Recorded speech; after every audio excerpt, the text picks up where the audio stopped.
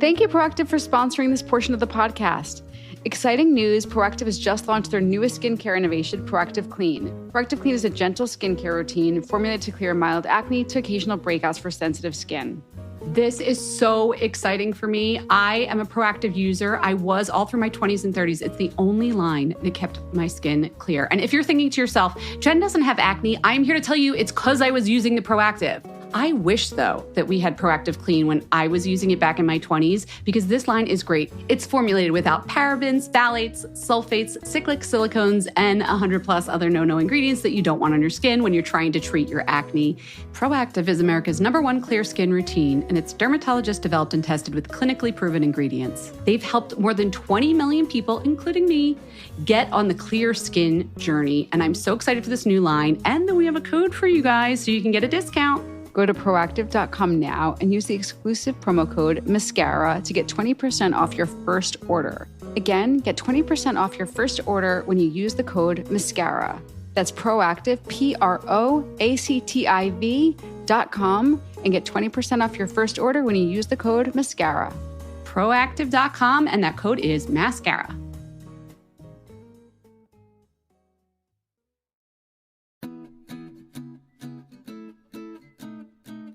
Okay, fam, you know, I'm trying to do right by my body over here at Fat Mascara, especially my hair. And finding a product that actually works and is made with healthy ingredients always seems like a trade-off.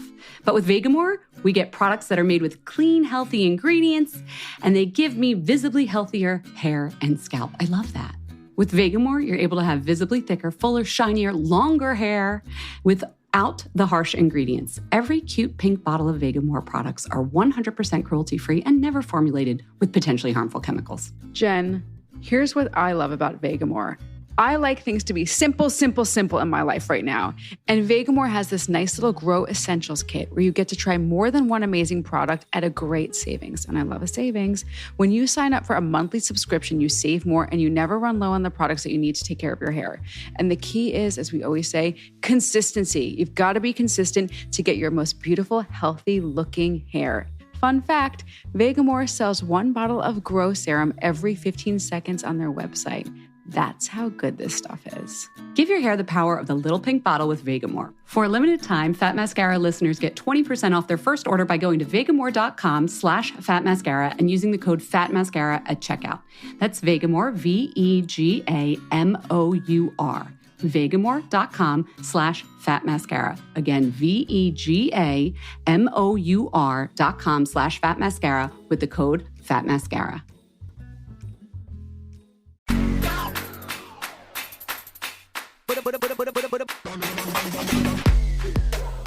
Hello, everyone, and welcome to Fat Mascara. I'm Jen. I'm doing a little solo interview today. It's back to school time. And listen, I have nothing to do with the school calendar anymore, maybe the German school calendar, but I still get that feeling. And I know you all know what I'm talking about of like, okay, fresh start, what's happening in culture, what products are cool, what's going on. I want to do a back to school haul. I don't even have school to go back to and I want to do a haul. Well, I thought this was the perfect time to have on Casey Lewis. She's the author of one of my favorite Substack newsletters called After School. It's about youth culture and Gen Z trends. It's been featured in the New York Times, the New Yorker, Business of Fashion, lots of other places. So Casey used to be an editor at Teen Vogue and MTV and New York Magazine. And then in 2016, she also started the media company Clover. And they had an audience of about 200,000 15 to 21-year-olds. So they sold that company to Awesomeness TV, which doesn't even exist anymore. But that was another digital media network for Gen Z. Things move fast in Gen Z media culture. But she lives in New York today. She has a gorgeous pit bull mix named Bear, who makes a cameo in our interview. You'll hear, but we took care of that. Love you, Bear. And we had a blast talking about teen media, the beauty trend cycle, nostalgia, Gen Z beauty brands and influencers, and of course, some of her favorite products, some new ones she shared with me that are really good. I hope you enjoy it. We had such a great conversation. And here's Casey.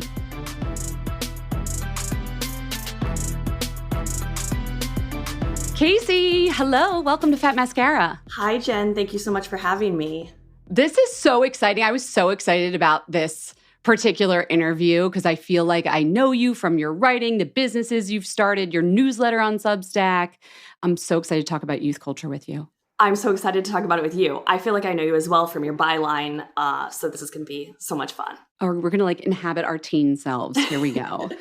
Which is funny. If you're listening, you're probably like, why? Well, that's because you founded Clover, a digital media company for teen girls. The Thank You Atusa Instagram account. Who remembers that? Aughts era teen mags. Your Substack After School, which we'll get into a little bit more. But like teens and youth culture seem to be your thing. What's going on here? They sure are. So I have been obsessed with youth trends since I was a youth myself. A youth. And when I was in college, I actually worked at YPulse, which is like sort of an OG trend research firm focused on teens. And of course, at that point, the research was focused on millennials because millennials were the interesting young generation at that time. But at the same time, I was also interning at Teen Vogue, got really obsessed. I mean, I grew up obsessed with teen magazines, but was like deeply obsessed with teen media.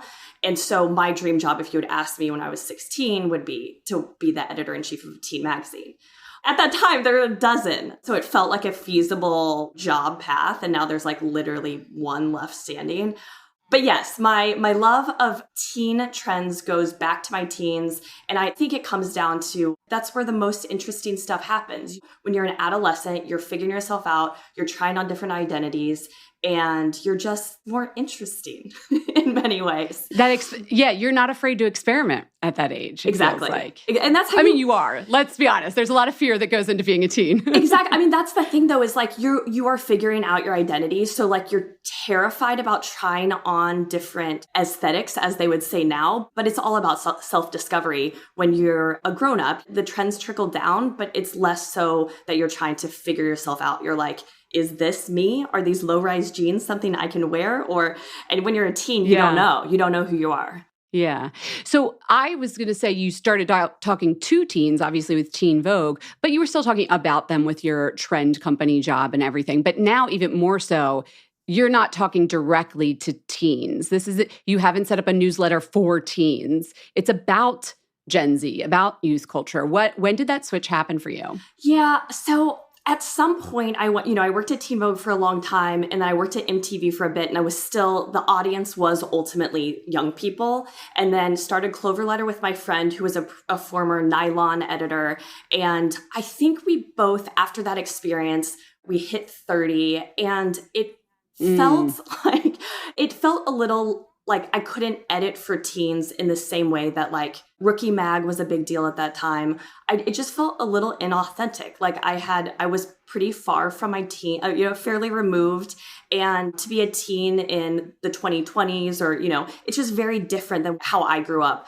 And so I instead really tapped into and got more interested in how are brands and corporations and really anyone, how are they reaching this audience? And so that's when I sort of like dug deeper into like, okay, what's going on with the youth versus like, here is a packaged publication for the youths. Yeah. Do you think you lose that ability to tap into the teenage self and talk directly to teenagers as you get older? Or has that changed over time? Because I'm thinking about like, look at Judy Blume. She'd be in her 50s and 60s and writing to preteens in a way that they say still felt relevant. But maybe that's old-timey and you can't do that anymore. It's really interesting because when I was working at Teen Vogue, I felt like I wasn't a teen anymore, but I was still very close to it. And something that was really important to us at Teen Vogue and then later with Clover is like, we aren't trying to talk like teens because that is, when you're an adult trying to talk like teens, it's an immediate giveaway. And I also think it's that cringe. Like, it's cringe. I did it. It's meta. I just made it meta. You can't be a girly trying to talk like But so, oh God. I mean, now if I was trying to write a publication for teens, like I can't imagine how truly cringe I would be because I wouldn't even know where to begin. I think probably the people that would be best equipped to write for teens would be like teachers who are spending every single day with teens. But I'm not spending every day with teens anymore. One of my sort of interests and obsessions is old teen magazines. And thinking about those, like Atusa Rubinstein, she was pretty young when she was running Cosmo. I think she was like 25. She was like the youngest editor-in-chief at the time. And her whole team was young people too. And so a lot of it felt, I mean, in retrospect, like Atusa felt like she was an adult, but she wasn't. She was like closer probably to the teens age than she would have been if she was running like Women's Day or like one of the family magazines. But I do think surrounding yourself with young people does help. Yeah. I should point out, I worked at Cosmo Girl from age 25 to 30. What? Yeah. And I remember thinking, oh, I'll be able to do this forever. Like, I didn't get why people aged out of certain magazine or media demographics. Like, I'd see the age of the people I was working with, and I saw there was nobody over the age of 40. And I was like, I'm going to buck that trend. And then, of course, I got laid off right on my like 30th birthday. So I was like, oh, guess I'm done writing to teens. Yeah. Because Cosmo Girl folded at that point. So yeah. Okay. So you were there at that point. Yeah. I mean, I think it would be really hard to be a 40-year-old married with 2 kids writing a love column for teens. But, you could tap into that. I think if it's a muscle. So I think we could do it. I think you and I could start a magazine for teens and make it feel authentic and cool. But I think at this point, I'm more interested in just understanding marketing, reaching. Yeah. So when you were growing up, who were the culture purveyors that you learned about beauty from, that you learned about even grooming and body stuff and all the things that like you'd be maybe embarrassed to talk to your parents, unless it was your parents? I don't know. I have a very easy answer to that. It's truly a no-brainer question because I have an older brother and that's it. Grew up in rural Missouri and largely pre-internet. And so I learned literally everything from teen magazines. Like, it's not an exaggeration to say that. I learned about body stuff from 17, and then Teen Vogue started. Cosmo Girl started when I was probably, oh gosh, I should look back at the actual issues. I think Cosmo Girl started in 1998. Mm-hmm. I would have been about 11. So I was into teen magazines when I was young. I remember my mom let me get my first 17. Actually, I could be wrong. Cosmo Girl maybe didn't start in 1998. My mom let me get my first teen magazine in 1998. I was 11. It was a 17. And it was a back to school issue.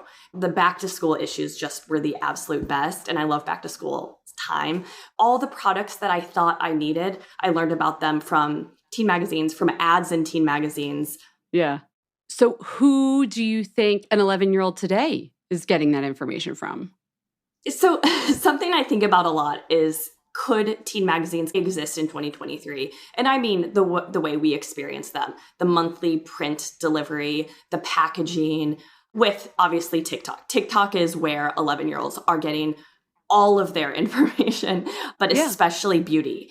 And they're learning from creators like Alex Earl. Alex Earl uses this mascara. Therefore, I, an 11-year-old girl, want to use this mascara too, which is really powerful, right? It's powerful for brands to be able to place their products on these creators. But at the end of the day, like, the creators need to be they're a little more beholden to, like, if the product is shit, versus like with a teen magazine, an ad, maybe I saw an ad for Maybelline mascara. It's a little bit different where like the creator's on the line to like ensure that it's a good product. I don't know if that makes things better or worse as a young consumer, but it does add like an interesting layer to it. Yeah. I remember we did some research on Cosmo Girl, and it amazed me that the readers didn't really get the difference between an advertisement and an editorial. Like, some did. To me, it was very distinct. Ours had fact checkers. I did reporting, etc. Obviously, it was advertisers got more play than other people on the pages. But like, then you go over to the ad, and the ad was paid for, and they didn't really get the difference. But now it's even more mushed up. But yet they seem to be a little bit savvy about branded content, don't they? Because influencers will get called out.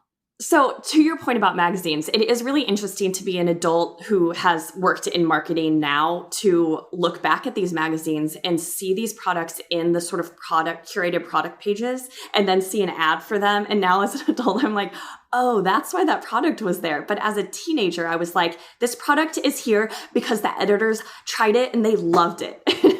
It's just funny, the earnestness that you sort of, as a teen, you're like, if it's good enough to be in a magazine, it must be great. And of course, through trial and error, you discover that like that's not necessarily the case. And I do think with sponsored content with creators these days, because so much of it is like, this is my face, I'm looking at you on TikTok, I'm applying this lipstick, it's easier to call out that is not great lipstick. there is like a little bit of a built-in, like a forcing function that the product needs to be good because there's like no way to Photoshop it. There are, of course, ways to like, you could use your Chanel lipstick and claim that it's the CoverGirl lipstick. There are ways to sort of fake it a bit. Yeah, look at Michaela got like called out for using a mascara, but it had everybody saw false lashes in there. Yeah, exactly.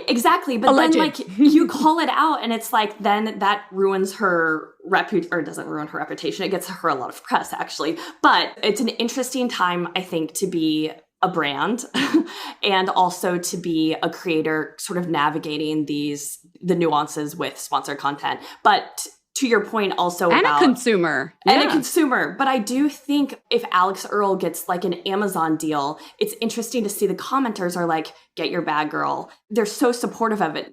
I think because there's a lot of candidness around like, this is sponsored, #Amazon partner, where it's like, okay, as a consumer, you're like, all right, this is obviously paid for.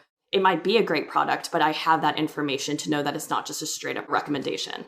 Yeah. Oh, capitalism. It's so fascinating. So in your newsletter, I've noticed, so after school's your newsletter, right? You do like this tight edit of stories about youth culture, media marketing that resonates with that generation. But I have noticed there are always beauty stories in the mix without fail almost every day. But I would say like maybe 15, 20 years ago, beauty wasn't as big a part of the cultural conversation. Like sure, fashion and music always were. Do you think it's become more of a part of the conversation or I'm just noticing it more?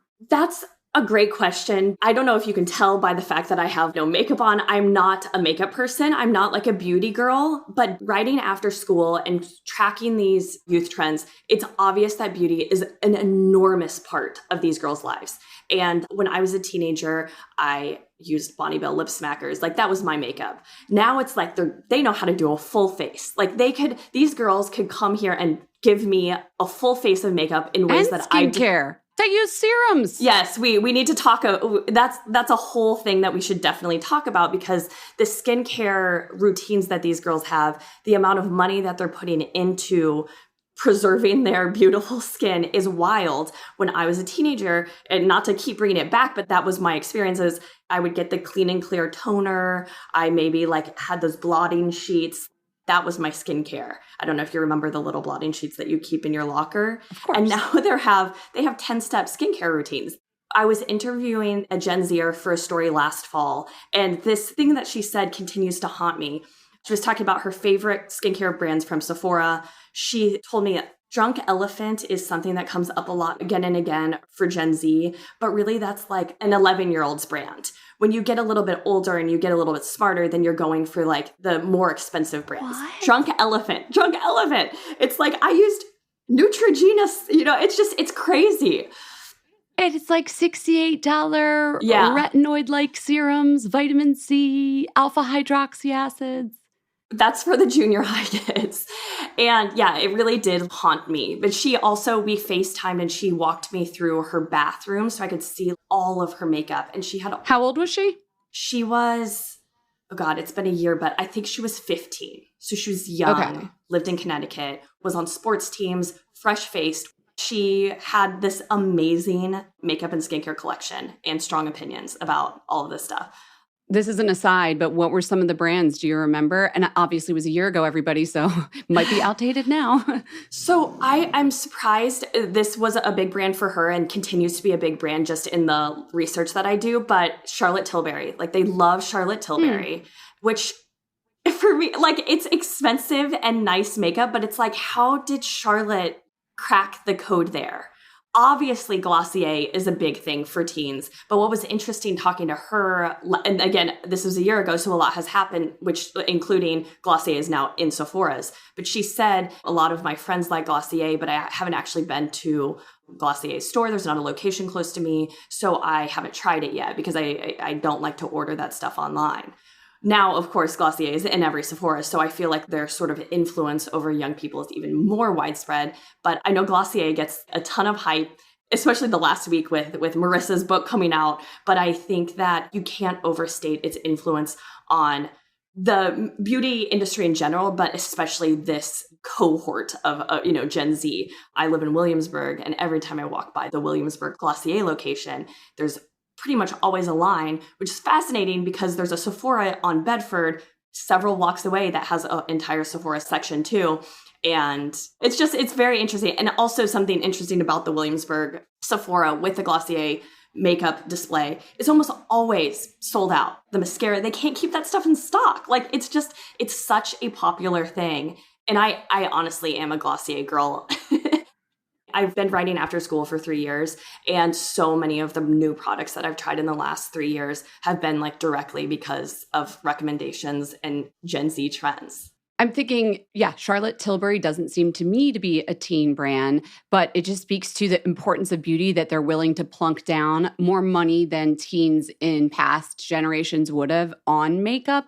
But like, is it too simple to say that's because of Instagram and social media, or like when everybody got a smartphone, or is it Facebook? Like, do you see an inflection point of when it became like beauty is what kids are into? So I do think Glossier, there was an inflection point with Glossier, and then there was like a flood of all of these sort of like DTC, CPG brands that have like cute, minimalist packaging. Like Bubble Skincare. Bubble Skincare is super interesting, the way that they've sort of built out their company. They've used, I don't know if you know much about their like growth marketing sort of strategy, but they used like a Discord or a Slack, but it's called Geneva. It's like a little bit more like aimed at teens.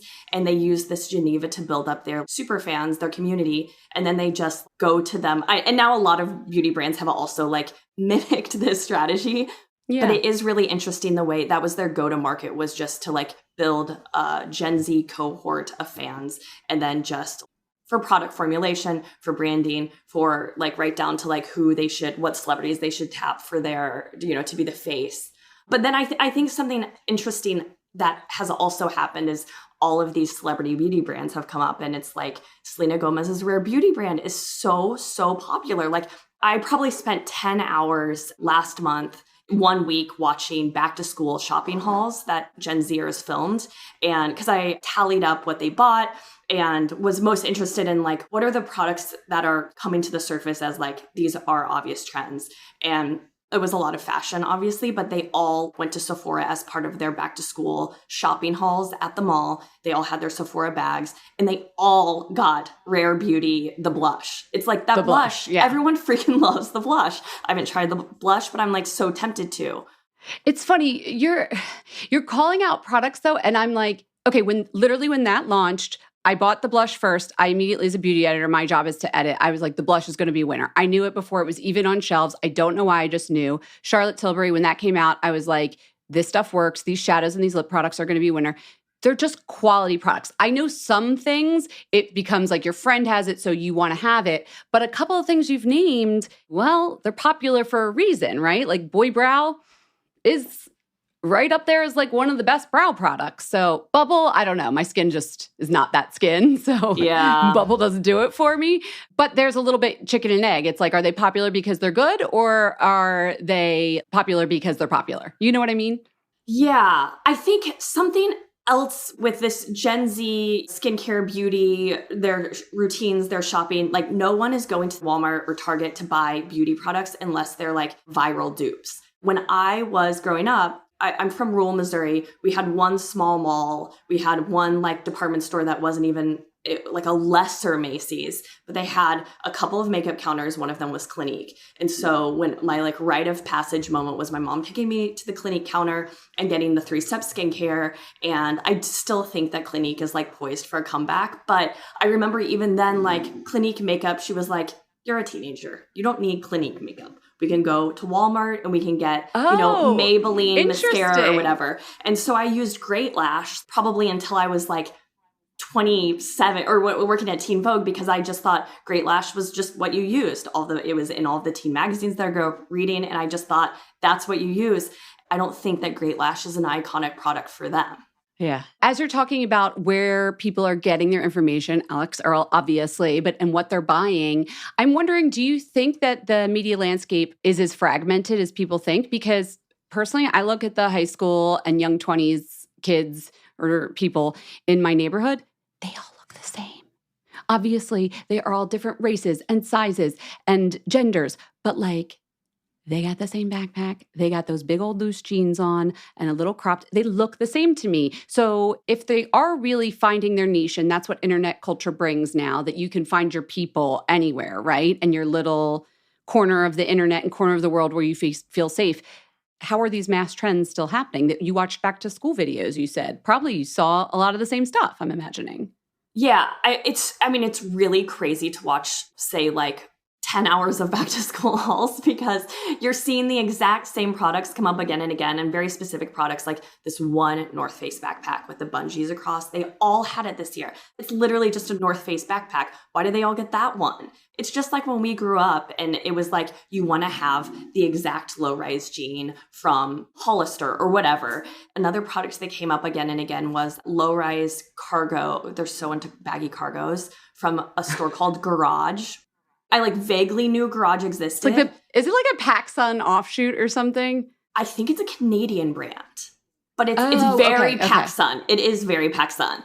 But I think because of TikTok, because of the way that the For You algorithm, like you're seeing this product and you're like, oh, those are cute. And so you're buying it. But then so are like literally a million other people your age. So I do think like there is a flattening that's happening even more so than there used to be, because we're all seeing the same product recommendations. Yeah, like there was a hot minute when first TikTok came out or Instagram where it was fragmented and you could be on the internet and find your people and not even know who an Alex Earl was. But it's the algorithm. Like the better the algorithms got, the flatter the fragmentation got in a way with trends. Yeah, one thing that does sort of like, I won't say it haunts me, but in spending all this time looking at back to school shopping hauls, or like another big moment is obviously Rush Talk is big, or even just like they all share their back to school Christmas lists, and then a couple weeks later they share their back to school Christmas hauls. But in watching all of this, I tried to keep in mind like there's a very specific kind of person who's sharing this content online. This is not representative of all of Gen Z. This is like obviously a slice of Gen Z, but at the same time, a lot of them who don't fancy themselves influencers, they don't aspire to be influencers, they still share this content. A lot of back to school hauls that I watch would say, I'm not an influencer and I'm not trying to be an influencer, but I love this content. So I wanted to film my own and share this. And so it's very interesting to see them engage with, I got this thing, you know, it that sort of influencer culture, but also add the caveat of like, I don't want to be an influencer. I'm not trying to be an influencer, because there is a little bit of a shame pride thing happening where if I started like posting my outfits, I wouldn't want anybody to say, look at her. I believe in my day it was called a poser. Yeah, exactly. Exactly. Look at this girl trying to be an influencer. How embarrassing for her. There's this fear in the back of your head. It's more specific, but it's the same general teen fear of looking like you're trying too hard. Yes, 100%. I'm thinking about something that you said just about this whole cringe thing and being a poser. This was in an article I read you were quoted in. You said the teenage years are always just so awkward and awful. Having a surplus of information now is no better than having not enough information back then, meaning like before internet culture. I don't know. But what do you mean by that? I do think it's almost even worse now because there is so much information out there. Some of it is good information, some of it is not. And you're also seeing all of these people who look like Kendall Jenner at 13, at 16, where you're like, my face is like still growing into itself. I have all of these zits. It's impossible not to compare yourself to these beautiful people who are putting themselves on the internet. And at the same time, I do think there is like a little bit more acceptance happening in terms of Starface. I really do believe has like helped teens own their zits. That is one of my favorite back to school shopping hauls that I watched this year was a girl. She had like a couple of stars on her face. She didn't even mention it. It like literally didn't even think about it. And I do think that there is a lot of that, but you know, we're seeing these numbers of young people getting plastic surgery, and that was simply not the case to the extent that it is now when we were growing up, which is really sad and scary.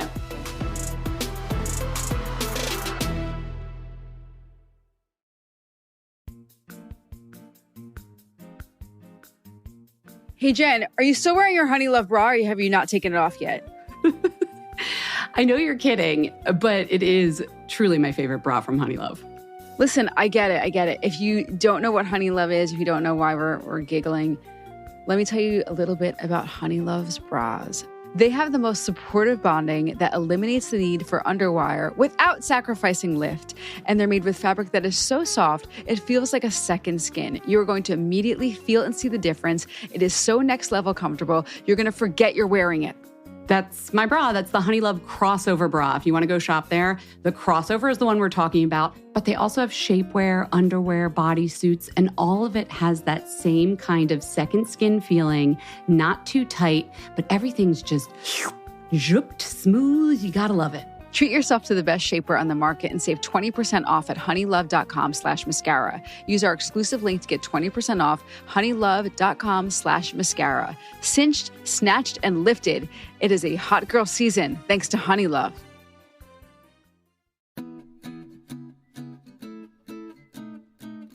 Okay, fam, you know, I'm trying to do right by my body over here at Fat Mascara, especially my hair. And finding a product that actually works and is made with healthy ingredients always seems like a trade-off. But with Vegamour, we get products that are made with clean, healthy ingredients, and they give me visibly healthier hair and scalp. I love that. With Vegamour, you're able to have visibly thicker, fuller, shinier, longer hair without the harsh ingredients. Every cute pink bottle of Vegamour products are 100% cruelty-free and never formulated with potentially harmful chemicals. Jen, here's what I love about Vegamour. I like things to be simple, simple, simple in my life right now. And Vegamour has this nice little Grow Essentials kit where you get to try more than one amazing product at a great savings. And I love a savings. When you sign up for a monthly subscription, you save more and you never run low on the products that you need to take care of your hair. And the key is, as we always say, consistency. You've got to be consistent to get your most beautiful, healthy looking hair. Fun fact, Vegamour sells one bottle of Grow Serum every 15 seconds on their website. That's how good this stuff is. Give your hair the power of the little pink bottle with Vegamour. For a limited time, Fat Mascara listeners get 20% off their first order by going to vegamour.com/fatmascara and using the code FATMASCARA at checkout. That's Vegamour, VEGAMOUR.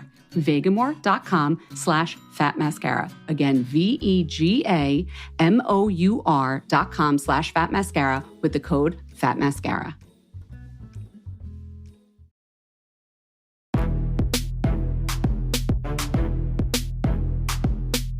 Yeah, like you'll be able to find information on period underwear, how to deal with that. But then also you're bombarded with perfected images of people with no body hair and no pimples. And that makes it tough. Obviously, Facetune exists. Like, people are making their images look more perfect than they are. But we're seeing girls go viral on TikTok over and over again because they're just beautiful people. And it's just, I don't know, the comparison game is very tough for anyone who is online, but I think especially tough for like when you're 16.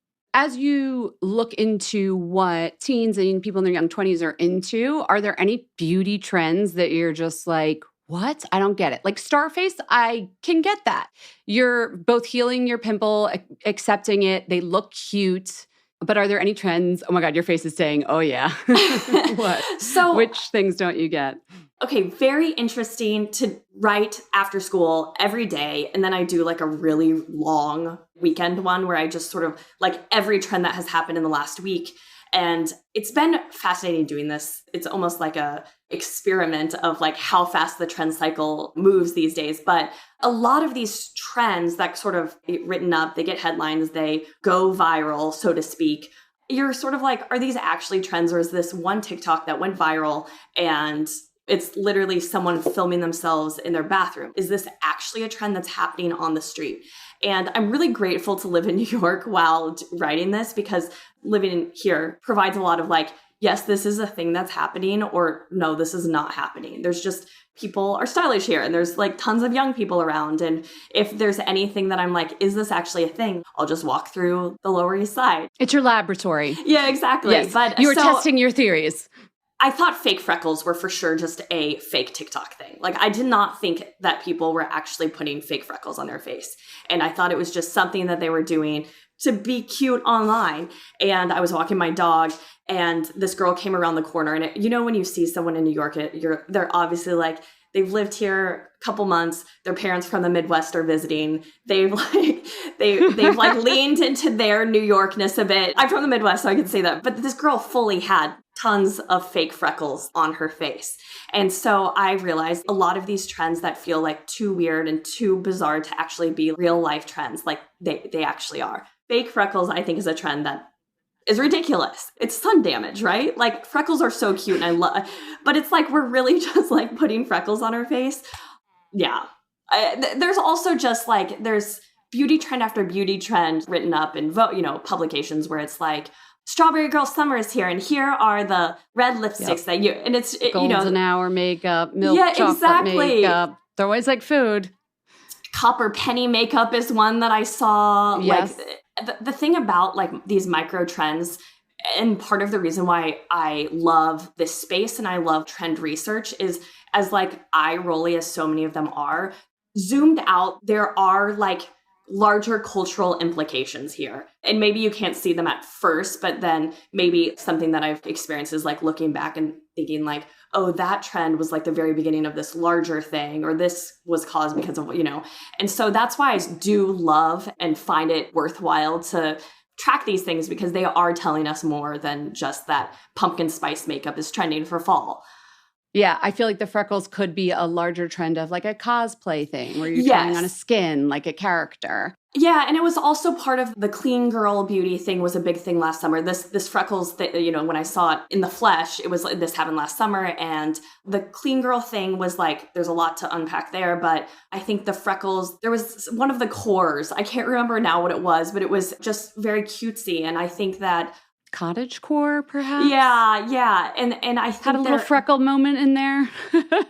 I think that, coming out of COVID, like people had been wearing sweats and leggings, and then they wanted to like maybe lean into the feminine, like they wanted to it's a homie, a pioneering spirit, like the simpler times. Exactly. I see your side of it too. I was making it very techno, but you were bringing it back to the land. I like that. But, I look at that trend and it reminds me like, okay, back in the like 1910s and stuff, people were putting fake moles on their face. And that's technically sun damage, and they were doing that to be cool.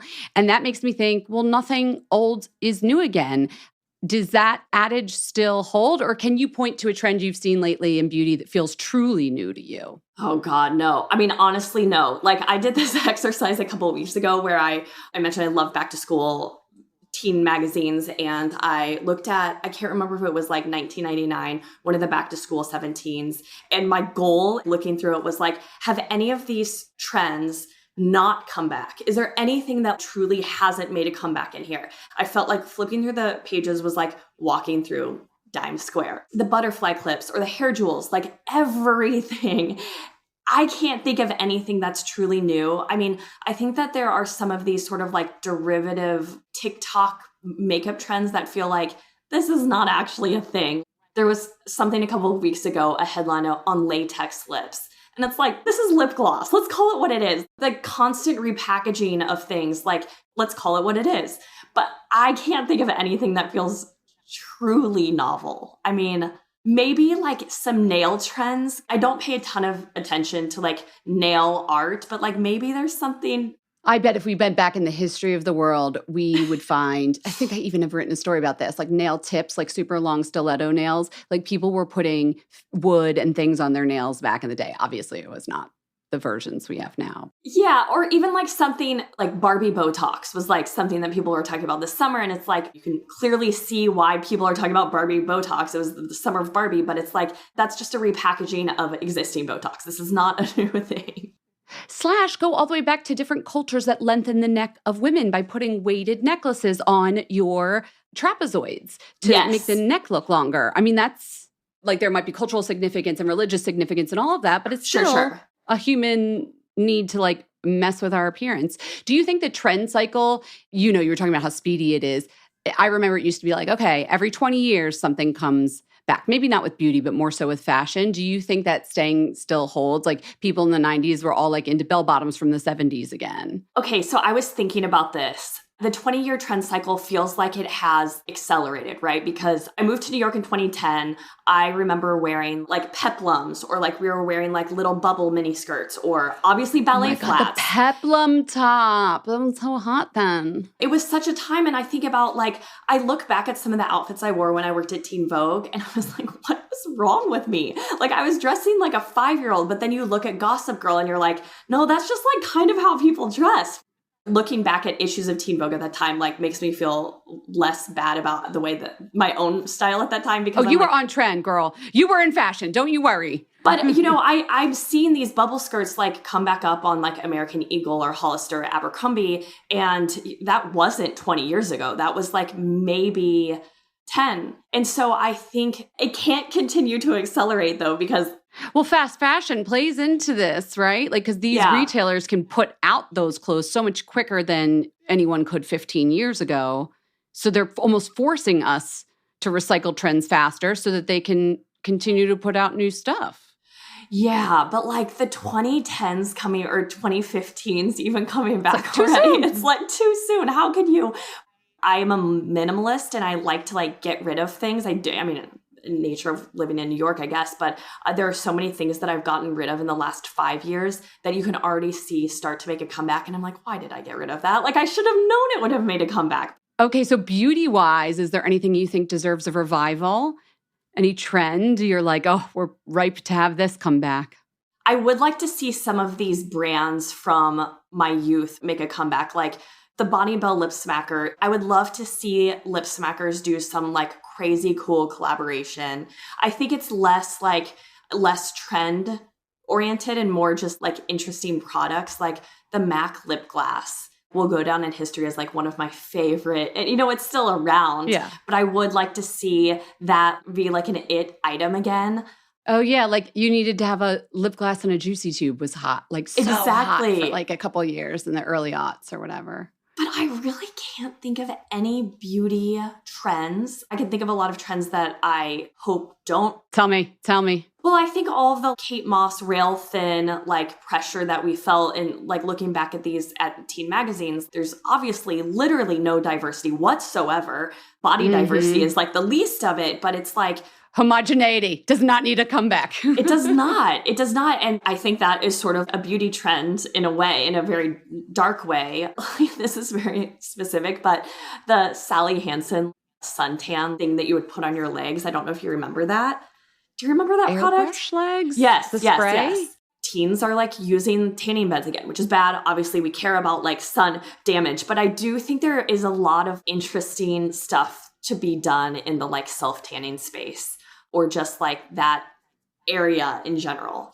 Yeah, because Paris Hilton was like orange back then. She was orange. White people I'm talking about. Yeah. One trend that I think back fondly, and I won't say that I necessarily want it to make a comeback, but it seems inevitable, was, do you remember the like John Frieda sheer blonde line and the sort of like spiky like gel that, do you remember the John Frieda twins? Uh-huh. And I think their mom was maybe like an exec at John Frieda. And I think they were in one of the first issues of Teen Vogue. There was a whole spread on them. And I remember like being a teen in Missouri thinking like, these girls are so lucky to have gotten discovered. And then of course, like now that I'm an adult, I'm like, oh, their mom was an exec. Of course they weren't discovered at the mall. But you know, that was a lot of Teen Vogue. But yeah, the sheer blonde John Frieda line. And there was like that amazing beach spray. I don't know if you remember the John Frieda, like I can smell it just talking to you. It won a Cosmo Girl Beauty Award many times. I know exactly what you're talking about. Yes. Oh, I'm not going to bother the audience with this, but like I could blow your mind with some nostalgia. But that actually makes me think, has this nostalgia always been in culture?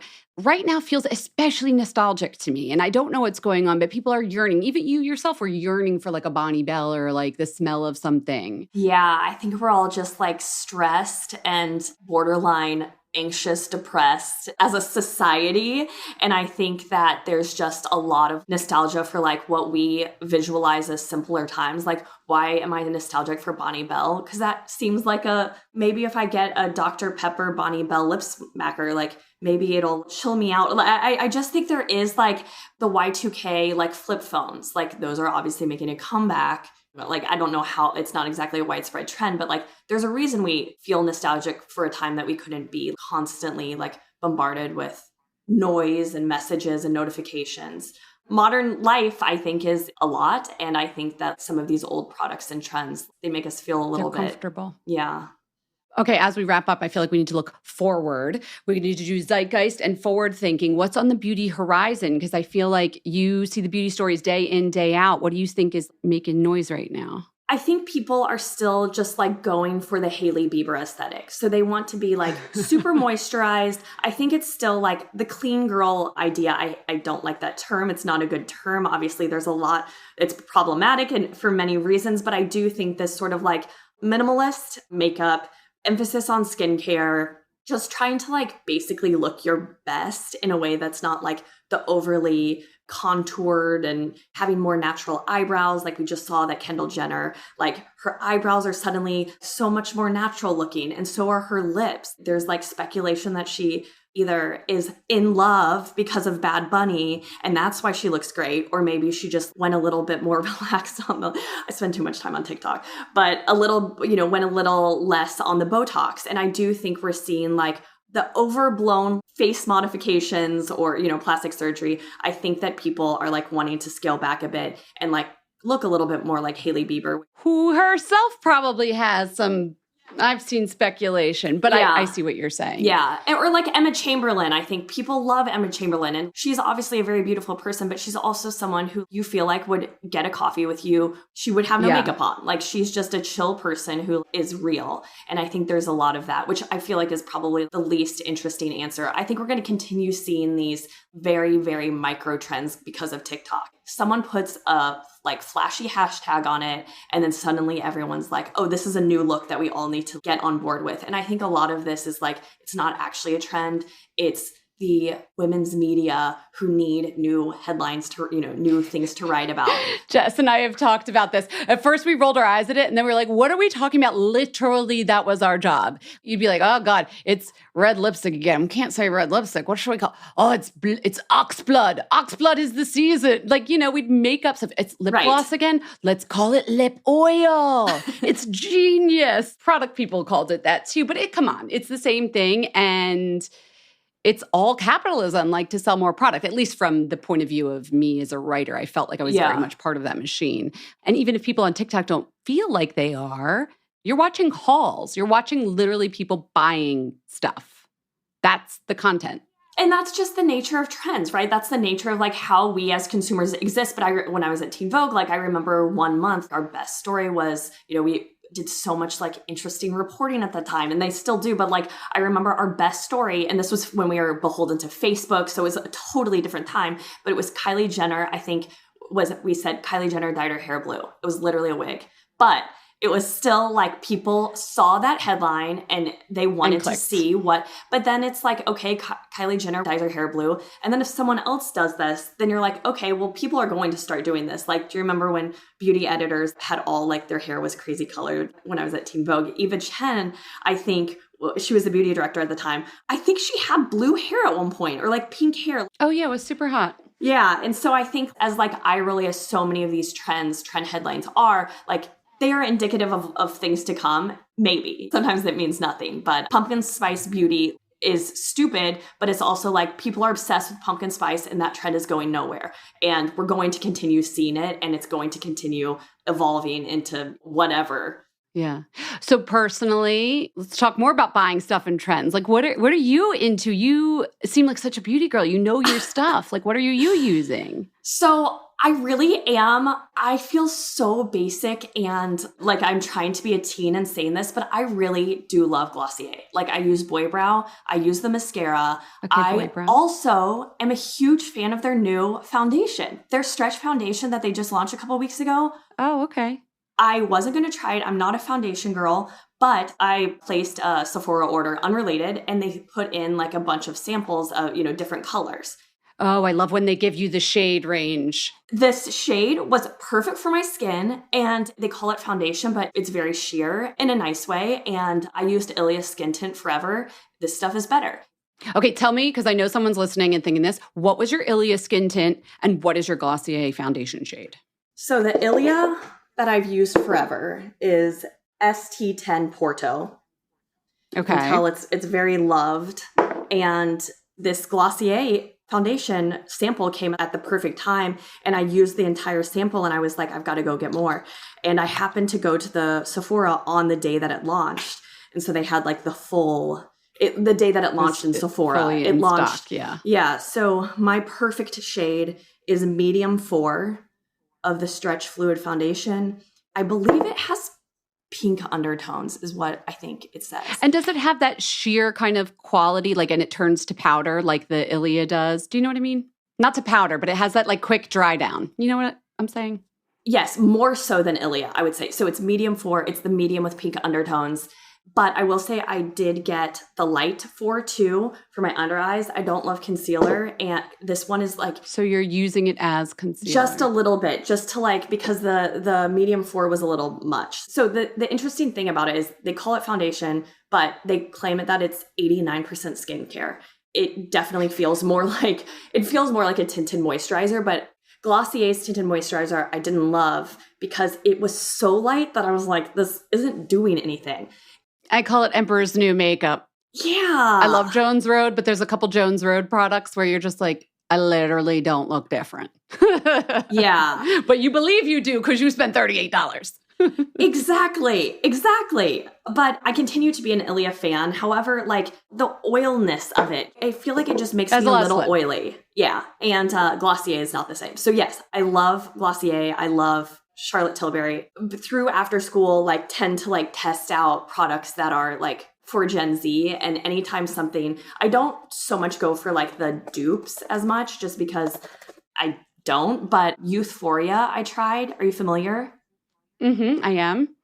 Thoughts, opinions? I love the BYO blush that changes. It's like blush oil. I love an oil. Oh, I mean, everything old is new again. We had a pH adjusting blush. Like every 5 years, there's a new brand that gets into it, and you're like, this is genius. And every time I'm like, it's the same active ingredient, but yeah, they look great. It's so fun. It's so fun to put on. It's super fun. And I also like their packaging. Yes, I like their packaging. I love the little like magnetic stacking thing. Yeah, it's called BYO blush. Yes, yeah. It's Cute. so the funny thing though is, I mean, it looks literally like lip gloss, so you have to be like you have to think about it because I'm always just like thinking that Are you saying you automatically go to put it on your lips and have to remind yourself it's for your cheeks? Yeah, I have to like mentally like say like, wait, no, this is not lip gloss. I love it. Any other products that come to mind that you love before I have you do the Fat Mascara 5? I can't believe I just like basically told you I have a full face of Glossier makeup, but you like what you like. Are you worried you're a poser? A little bit. I mean, and like the 90s kid in me is coming out with that. You're like, oh my God, stop saying poser. so many people though are like, Glossier is not that good. And so I'm like, man, is it not that good? I think I like it. So especially the original products. I'm friendly with one of their cosmetic developers. They're good products. Okay. A lot of them are based on best in class in other categories that they've taken from other brands. I'm not accusing them of this. Every brand does this. But they know the Benefit brow is amazing. It also looks like a silver castle that a knight in armor would like. It's a lot of packaging. So if you take that formula and put it in simpler packaging, you're going to make a lot of people happy. I'm not saying that's what they did, but you can guess for yourself. To me, those products are very similar. But yeah, it's okay. No one's judging you for your Glossier face. Anything for your hair you want to talk about? Yeah, so I would say I'm much more experimental with my hair because as I'm sure like any curly haired person that you've talked to says, you're just constantly trying to like iterate and figure out your perfect curly hair routine. So like I used to use a shit ton of conditioner and now I'm like experimenting with using like way less conditioner and like hardly washing my hair at all. So this is like, I mean, beautiful texture. Nice clumping. Thank you. Thank you. So this is Moroccan oil. They have a really nice curly hair cream that I constantly go back to. My cabinet is like just literally every curly hair product. Experimentation. Yeah. So I don't have a holy grail product. I'm constantly in search of it. Weirdly, one of my favorite curly hair products is a drugstore brand. My husband and I were doing a road trip through Florida. I was desperate for something. There was no Sephora in sight. And so I got this product by Cake Beauty. Are you familiar? Uh-huh. I don't know which product you're about to say. I don't like scented stuff, but it smells exactly like lemon poppy seed cake. And it's called Curl. It has like a really nerdy name, but it's called Curl Friend Cream.